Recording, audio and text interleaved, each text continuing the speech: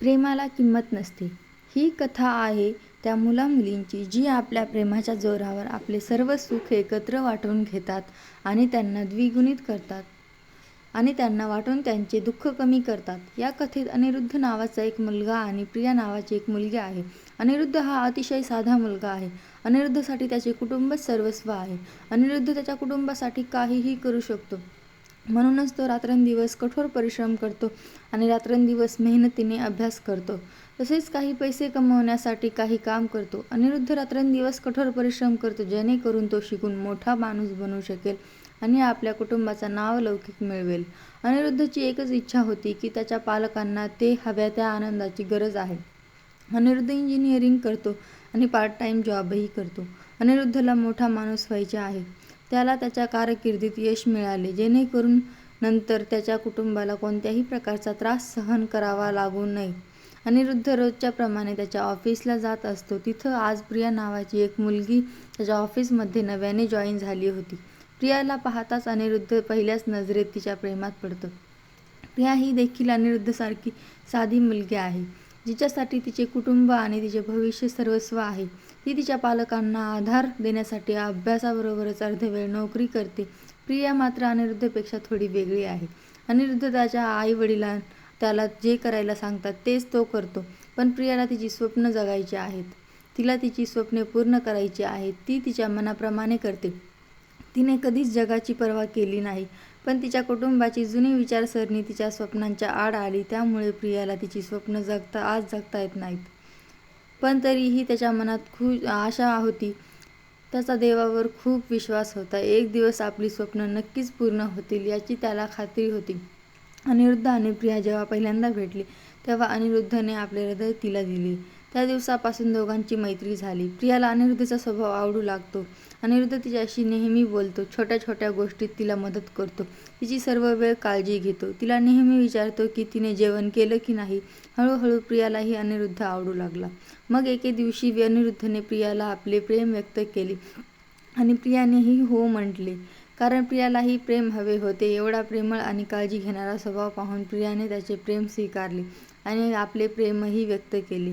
त्याचप्रमाणे दोघेही एकत्र फिरले, एकमेकांशी बोलले आणि त्यांच्या प्रेमाचे आनंदाचे क्षण गोळा करत राहिले.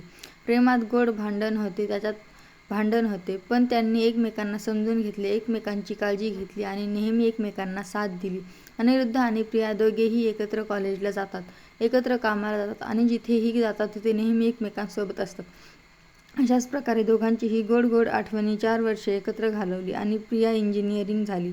खूप चांगली नोकरी आहे आणि प्रिया देखील एक लेखिका बनली. तसेच ती चांगली गाते. अनिरुद्धने तिला पूर्ण करण्यास मदत केली.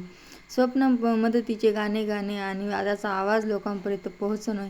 एवढा वेळ एकत्र घालवल्यानंतर दोघांचे प्रेम खूप गहिरे झाले. दोघेही एकमेकांशिवाय राहू शकत नव्हते. दोघेही एकमेकांच्या हृदयाचे ठोके बनले होते. दोघांनाही वाटले की आता आपापल्या घरच्यांना आपल्या नात्याबद्दल सांगावे. ही गोष्ट दोघांनीही त्यांच्या घरात सांगितल्यावर दोघांच्याही घरच्यांनी त्या नात्याला नकार दिला. दोघेही एकाच जातीचे नव्हते. दोघेही वेगवेगळ्या जातीचे होते. त्यांची मुले गेली हे त्यांच्या कुटुंबियांनी मान्य केले नाही. त्यांच्या विरोधात बंधुत्वाच्या विरोधात जा आणि आपल्या जातीच्या विरोधात जा आणि दुसऱ्याशी लग्न करा. दोघांच्या कुटुंबियांनी फोनवर भेटणे आणि बोलणे बंद केले. दोघांनाही एकमेकांशिवाय जगणं अशक्य होतं. दोघेही एकमेकांच्या आठवणीने तळमळत होते. दोघेही एकमेकांना भेटण्यासाठी उत्सुक होते.